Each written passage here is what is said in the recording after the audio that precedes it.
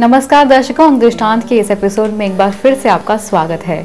हमेशा की तरह स्टूडियो में हमारे साथ हैं जानी मानी वास्तुकार और अंकशास्त्री मनीषा सेठी जी। मनीषा जी, आपका हमारे स्टूडियो में बहुत बहुत स्वागत है। नमस्कार दर्शकों, जैसे कि मनीषा जी पिछले बहुत सारे एपिसोड से आपकी कठिनाइयों का सॉल्यूशन हमें बताती आई हैं कि कैसे आप अंकशास्त्र से अपनी जिंदगी को सफल बना सकते हैं, बेहतर बना सकते हैं। वैसे ही आज भी मनीषा जी हमें कुछ ऐसी ही नई जानकारियां देंगी। मनीषा जी, आज हम आपसे ये जानना चाहेंगे कि विवाह में मधुरता के लिए अंकशास्त्र हमारी मदद कैसे कर सकता है। जैसे कि मैंने आपको कई पिछले प्रोग्राम्स में जानकारी दी है कि अंकों का बहुत ही बड़ा महत्वपूर्ण है, क्योंकि अंकों से वाइब्रेशंस क्रिएट होती हैं। और विवाह तो एक ऐसा संबंध है कि जिसमें व्यक्ति को हमेशा ध्यान रखना चाहिए कि हम जिस व्यक्ति के साथ जुड़ रहे हैं उसके अंक हमारे साथ मैच कर रहे हैं कि नहीं कर रहे हैं। और इन केस अगर शादी हो चुकी है और वो देख रहे हैं कि बहुत सारी प्रॉब्लम्स आ रही हैं हमें, तो वो इसमें न्यूमरोलॉजी का बहुत अच्छे से सहारा ले सकते हैं। और वो देखेंगे कि अभी तक जो प्रॉब्लम्स थी हमारी विद इन 45 डेज वो कैसे वैनिश हो रही हैं। मेरे पास कई इस तरीके के लोग आए हैं जिनके हमने नेम नंबर पॉजिटिव किए हैं, उनके अंकों को स्टडी करके। और जिनको अपने अंकों के बारे में नहीं भी मालूम है, उनका हमने हाथ देख के, जैसे कि हम हैंड प्रिंट लेते हैं तो उसमें हमने देख करके देखा है कि भाई माउंट की स्टडी करके कि कौन सा ग्रह व्यक्ति का वीक है। तो सबसे पहली बात तो ये है कि वो घर पे अपना वास्तु वाइब्रेशन चेक करे कि घर जिसमें हम रह रहे हैं, हमारे सोने की पोजीशन जो है वो ठीक है कि नहीं है। अगर वो सोने की पोजीशन कई दफे देखा गया है कि गलत डायरेक्शंस में लोग पैर करके सोते हैं, तो उससे भी वो काफी नेगेटिव और इरिटेशंस रहती हैं घर में। तो सबसे पहली बात जो ध्यान रखने वाली है वो ये है कि आपके डोर, जहां आपका बेडरूम है तो डोर के सामने बिल्कुल आपका पैर ना, आपकी बेड की पोजीशन इस तरीके से ना हो कि वो डोर के सामने आपके पैर पड़े। सबसे दूसरी इंपॉर्टेंट बात जो है कि south west corner, head of the family, हमेशा जो अपना कमरा बनाए साउथ वेस्ट कॉर्नर की तरफ बनाए। इससे भी आपसी रिलेशनशिप्स बहुत अच्छी रहती हैं। तो इस तरीके से कुछ ऐसी चीजें हम अगर अपने विषय में जान सकते हैं कि हमारे सोने की पोजीशन अच्छी है कि नहीं है, हमारे नंबर्स मैच करते हैं कि नहीं करते हैं, या हमारे कौन से ग्रह वीक हैं, तो उनसे संबंधित अगर व्यक्ति दान करने शुरू कर देता है या उपवास रखने शुरू कर देता है, जैसे कि हमने देखा है कि लोग उपवास रखते हैं, तो ये सब क्या है, ये हम ईश्वरीय शक्ति पे दबाव बनाते हैं। यानी कि हम कुछ ऐसा अपने मन में धारण करते हैं, एक पॉजिटिव संकल्प लेते हैं कि हम ऐसा करके ईश्वरीय शक्तियों पे वाइब्रेशंस बनाएंगे, पॉजिटिव वाइब्रेशंस। हम अपना एक ऑरा क्रिएट करते हैं, तो हम देखते हैं उसके रिजल्ट्स भी उतने ही पॉजिटिव हैं। लेकिन अगर सही तरीके से किया जाए, जैसे व्यक्ति को पता हो कि जो भी मैं करने जा रहा हूँ वो मुझे सूट भी करता है कि नहीं। कई दफे क्या होता है, व्यक्ति दूसरे को देख के कि इसने बृहस्पति का उपाय किया है तो मैं भी कर लूं। जनरली लोग एक ओपिनियन दे भी देते हैं कि मैंने ऐसा किया और तुम ऐसा कर लो, लेकिन ज्योतिष में ऐसा नहीं है। पर्टिकुलरली हर व्यक्ति के साथ एक अंक जुड़ा है, उसको ये पता होना चाहिए कि ये जुड़ा हुआ अंक उसके लिए कैसा है, फायदा दे रहा है या नहीं दे रहा है। तो ज्योतिष और अंकशास्त्र के मुताबिक जो है ऐसी क्या चीजें हैं जो ये कठिनाइयां पैदा करती हैं? देखिए, जैसे कि अगर हम लड़कियों के केस में देखते हैं तो सूर्य की स्थिति खराब हो, या बृहस्पति की स्थिति, या मंगल की स्थिति, इन 3 ग्रहों पे अगर हम फोकस करके देखें तो हम देखते हैं कि इन 3 ग्रहों से ही हमें पता चल जाता है कि लड़की की कुंडली में वैवाहिक सुख किस तरीके का है। तो हम ये जो चीजें हैं हाथ से भी जज कर सकते हैं, और हाथ से वो इतनी एक्यूरेट होती हैं। कई दफे क्या होता है, ज्योतिष में टाइम लोगों को नहीं पता होता अपना सही, तो उसमें क्या होता है कि उनकी हॉरोस्कोप भी गलत कंस्ट्रक्ट हो जाती है। और वो देखते हैं कि जब भी हम कहीं जाते हैं, किसी को दिखाते हैं, उनके डिफरेंस ऑफ ओपिनियन है, तो उस केसेस में हम ज्योतिषी को भी गलत नहीं ठहरा सकते। वहां क्या है, कैलकुलेशंस गलत हो जाती है क्योंकि you have given wrong time, तो according to that data is not constructed in the manner you want. ठीक है, तो लाइट भी सही फोकस नहीं हो रही, जब हमारी जानकारी जो दी जा रही है वो गलत है तो लाइट भी सही फोकस नहीं हो रही है। सबसे बेटर तरीका यही है कि हाथ का अपने प्रिंट दिखाएं, हस्तरेखा विशेषज्ञ के पास जाएं, क्योंकि उसमें क्या है, यू डोंट नीड टाइम, उसमें हम प्लैनेटरी या माउंट्स की कैलकुलेशन पर ही बेस करके देख लेते हैं कि इसका क्या चीज डिसलोकेशन में है, और उससे संबंधित हम उनसे उपाय या गुड कॉजेज कराने शुरू कर देते हैं।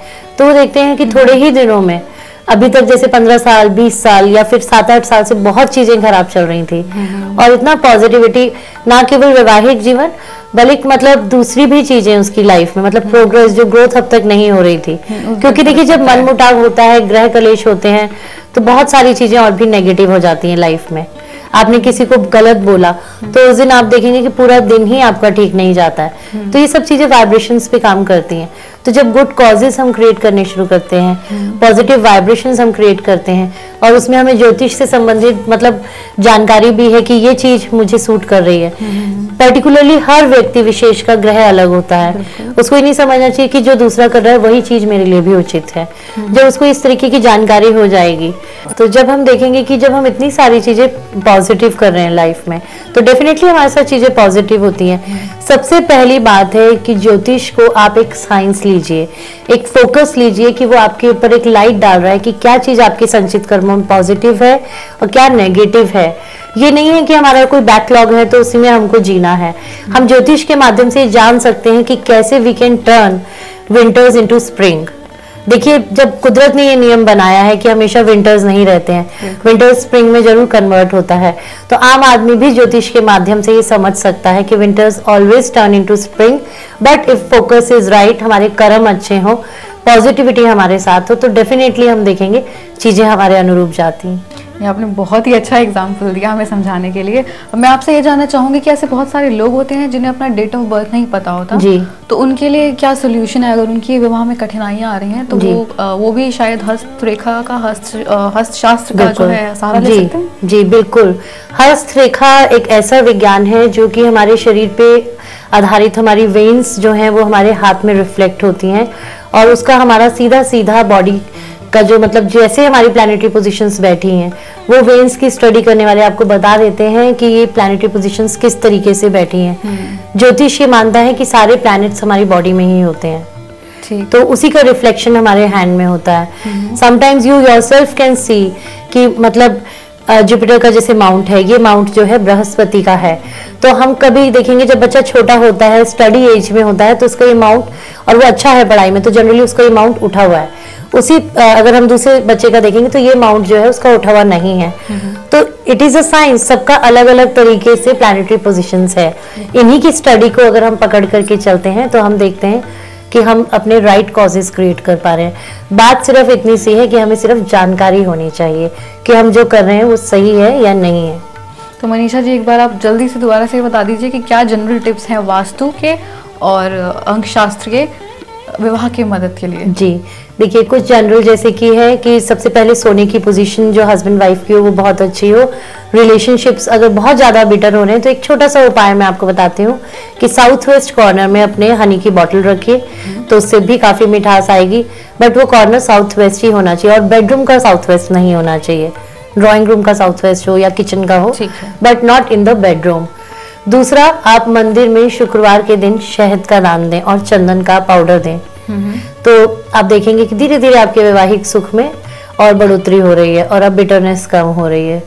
तो ये तो हुई मतलब विवाह से रिलेटेड, और वास्तु से भी रिलेटेड। जैसे मैंने आपको बताया कि सोने की पोजीशन पे बहुत ज्यादा ध्यान देना है। भूल कर भी अपने रूम में आपको कोई भी मतलब फ्लावर्स की डेकोरेशन नहीं करनी है। जनरली लोग फ्लावर्स की पेंटिंग्स लगा लेते हैं या बुकेज रख लेते हैं, तो जब हम इस तरीके का कुछ करते हैं तो फ्लावर्स देखने में तो अच्छे लगते हैं, बट हमें ये नहीं पता है कि हमने मतलब उसमें डिफरेंस ऑफ ओपिनियन, जैसे flowers having different petals, different shades, तो उसी तरीके से हमने डिफरेंस ऑफ ओपिनियन क्रिएट किया है उस कॉर्नर में।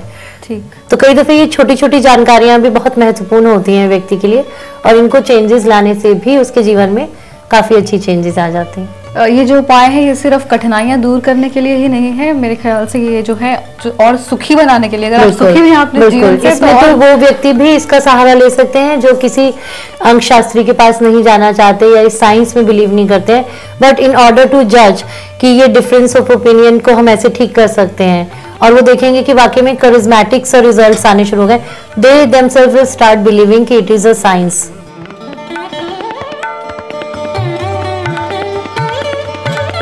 तो दर्शकों, आज हमने मनीषा जी से जाना कि कैसे हम वास्तुशास्त्र, अंकशास्त्र और ज्योतिष के जरिए अपने विवाह को और मधुर बना सकते हैं। अगले एपिसोड में विवाह से ही संबंधित कुछ कठिनाइयां उठाएंगे और उनका सलूशन लेंगे मनीषा जी से। अभी हमें दीजिए इजाजत। नमस्कार। नमस्कार।